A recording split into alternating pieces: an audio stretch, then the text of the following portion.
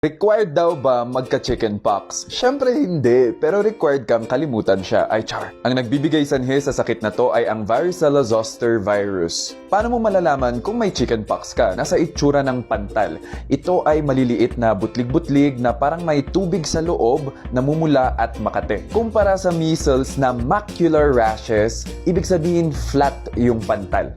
Sa chickenpox, ang pantal ay nagsisimula sa gitna, sa dibdib, likod, muka, palabas papunta sa arms at legs. Ito ang tinatawag na centrifugal distribution. Kumpara sa measles na nagsisimula sa ulo, pababa. Ito naman ang cephalocaudal distribution. Paano mo nakukuha ang chickenpox? Pag may direct contact ka sa isang may chickenpox. Pag nahawakan mo siya, nag-share kayo ng inumin o pagkain, o pag nalanghap mo yung virus na inubo niya sa hangin. Nakakahawa ang chickenpox 1 to 2 days bago pa lumabas yung pantal hanggang sa mag-dry yung pantal.